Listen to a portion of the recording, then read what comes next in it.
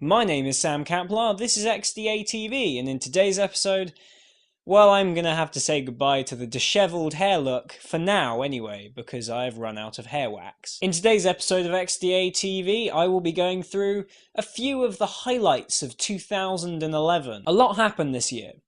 Way too much. Far too much for a lot of us to even comprehend. So much, in fact, that I'm actually having to abridge the year. I have selected a few of my favourite things from 2011 and I will be talking about them. First up, dual-core phones were released. Phones like the Galaxy S2 and the Galaxy Nexus debuted with dual-core processors. Now, lots of other phones debuted with these, but these are the two most popular of the year. And I find dual-core to be a nice mix between too much power and maybe not enough. I like my Nexus S so much because it has one core and it doesn't eat battery life, but sometimes it's a little bit sluggish. I don't think that our industry is ready for any sort of quad-core phone because we haven't actually made any advancement in battery life. Next up, Windows Phone 7.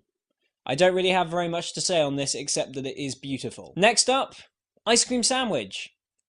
I don't really have much else to say about this other than it's beautiful. Next up, 720p displays. These things debuted in the Galaxy Nexus and my goodness, is it amazing. You can just fit so much on the screen, however, it does beg the question, are we ready for it yet? It all comes down to the battery life issue. We haven't actually made any advancements in battery life. Are we ready for these sort of advancements in extremely intensive hardware? Moving on from that, WebOS was changed by HP to be open source, and it was also rebranded from WebOS to Web Open Source.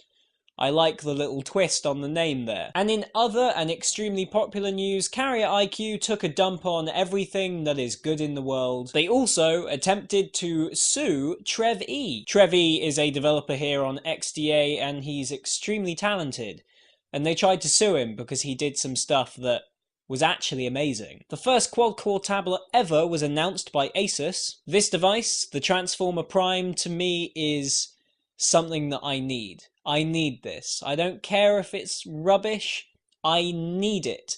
I adore the original Transformer. It's a love of mine. I need this device. So when it finally comes out in the UK, which it has or it hasn't, I haven't really kept up with the marketing on this, I'm getting it. I expressed my love for the Transformer in my last video.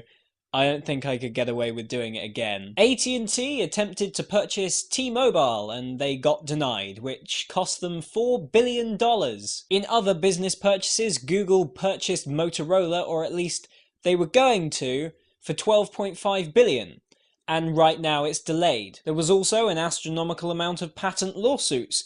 One recently that you might know of in the news, Apple won a patent lawsuit against HTC. The little tiny minuscule thing that Apple were fighting over was technology which, when a person is dialing, allows them to dial directly or to bring up more information about that particular person. I cannot physically comprehend why companies find it necessary to take these things to court. Moving on, Windows 8 was previewed and the touchpad fire sale came about where HP couldn't sell off all of their touchpads. They threw them all online for about, I don't know, $100 I think it was. In the UK it was like £85, and then they flogged them all off and it sold better than the iPad did in the third quarter. Considering that you could probably outsell the iPad in any quarter, if you brought down your tablet to about $100, it's not really that impressive. And in my favourite piece of news, HTC did not keep their promise of never locking their bootloaders on their devices again. All the way back in May this year, Peter Chow, or Cho, or whatever his name is, the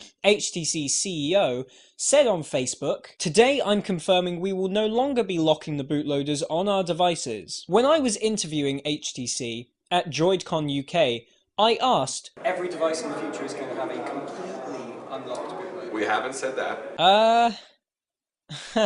No, you did. And in our final piece of news, probably the biggest of 2011, Steve Jobs died. Now, I'm not a big Apple fan. I don't own any Apple products. I don't know many people who own an Android device and know about Android that do own an Apple product. But what I will say is that he was a visionary, and he did do very good things for our industry, however much I hated them. And Android came along, and manufacturers took up Android, and that started a whole new industry for mobile tech. So I'd just like to say thank you to the late Steve Jobs for revolutionizing our industry. It was very nice of you. However, iTunes is a piece of shit.